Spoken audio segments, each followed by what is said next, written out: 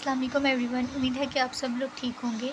आज हम साइकोलॉजी का एक्सपेरिमेंट 5 करेंगे। टॉपिक साइज कॉन्स्टेंसी है।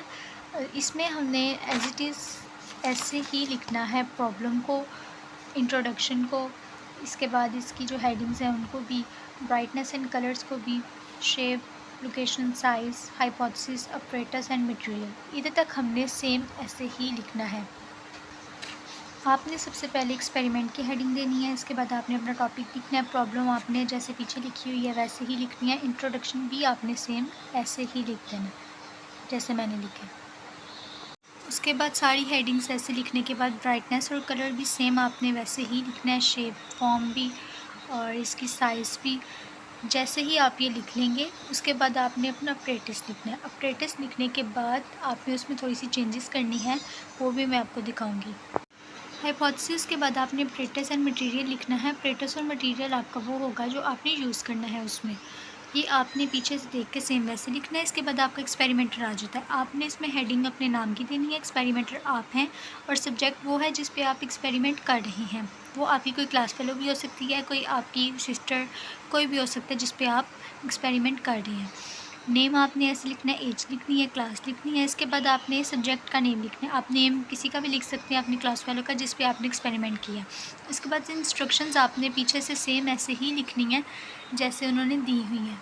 इसके बाद आपने सारा प्रोसीजर उसी तरह लिखना है जैसे पीछे मेंशन है।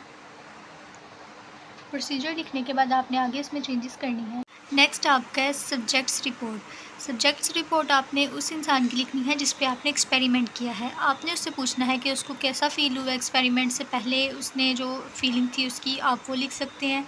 इसके बाद आपने ये एज इट इज़ नहीं लिखनी, ये आपने उससे पूछना है कि उसको एक्सपेरिमेंट कैसा लगा, उसने एक्सपेरिमेंट से क्या सीखा। अगर तो उसने कुछ न्यू सीखा है या फिर उसके लिए एक्सपेरिमेंट बोरिंग रहा है, इजी रहा है, बहुत अच्छा रहा है, जैसा भी है आपने ये लिखना है। इसके बाद आपने अपनी रिपोर्ट देनी है कि आपको एक्सपेरिमेंट कैसा लगा, आपने कैसा फ़ील किया। एक्सपेरिमेंटर्स रिपोर्ट, उसमें भी आप लिखेंगे कि जो हमारा सब्जेक्ट था जिस पे हमने एक्सपेरिमेंट किया है वो स्टार्टिंग में कंफ्यूज था। उसके बाद उसको मैंने जब इसकी रियल लाइफ में मैंने एक्सपेरिमेंट की हकीकत बताई कि ये किस लिए यूज़ होता है, हम इसको किस लिए यूज़ करते हैं, तो उसके बाद उसको सीखने की, उसको एक्सपेरिमेंट करने की, उसके बारे में जानने की उसकी ख्वाहिश बढ़ गई। इसके बाद आपने रिज़ल्ट लिखने हैं। रिज़ल्ट भी आपने एज इट इज़ सेम नहीं लिखने, आपने अपने हाइपोथेसिस के अकॉर्डिंग अपने रिज़ल्ट लिखने हैं।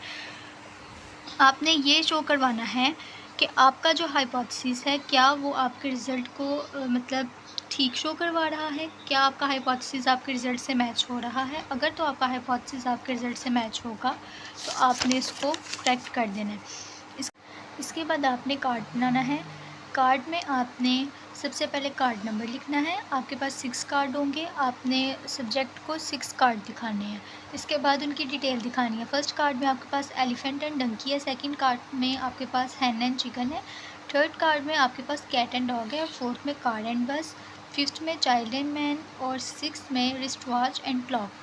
आपने जो फर्स्ट बॉक्स है उसमें small stimulus picture in card, card में जो सबसे छोटी चीज़ है वो क्या है, एलिफेंट है। इसके बाद कार्ड में जो सबसे छोटी चीज़ है नंबर सेकंड पे वो हैन है, थर्ड पे डॉग है, फोर्थ पे बस है, फिफ्थ पे मैन है, और सिक्स्थ पे क्लॉक है सॉरी। इसके बाद large stimulus picture in card, donkey, chicken और cat, car, child, wrist watch. अब आपने बताना है कि जो आपके सब्जेक्ट ने रिस्पॉन्स किया है स्मॉल स्टिमुलस, वो किया है। जो उसने कहा होगा, आपके सब्जेक्ट ने आपको अगर कहा होगा कि डंकी छोटा नज़र आ रहा है पिक्चर में, तो आपने थर्ड वाले ब्लॉक में डंकी लिखना है। अगर वो कहेगा कि एलिफेंट छोटा है तो आपने एलिफेंट लिखना है। जो मैंने जिस पे एक्सपेरिमेंट किया उसने कहा था कि एलिफेंट स्मॉल है, मैंने एलिफेंट स्मॉल लिख दिया। उसने कहा डंकी लार्ज लग रहा है, मैंने लार्ज लिख दिया। उसने कहा हैन स्मॉल लग रही है पिक्चर में, चिकन लार्ज लग रहा है, मैंने वो लिखा। आपने एज इट इज़ उसकी रिपोर्ट थर्ड और फोर्थ वाले में लिखनी है। फिर आगे आपने ये टाइप ऑफ कॉन्स्टेंसी बतानी है कि ये साइज़ कॉन्स्टेंसी है, सब में आपने ऐसे ही लिखना है और आपका एक्सपेरिमेंट डन हो जाएगा। इसके अलावा जो आपके एक्सपेरिमेंट में चीज़ें हैं वो आपकी पीछे हैं, पिक्चर्स हैं, वो आपके इसके बैक पे मेंशन होंगी। आपने उन पिक्चर्स को दिखा के ही एक्सपेरिमेंट करना है। ऐसे आप डिटेल लिखेंगे तो आपका इनवैलिड हो जाएगा।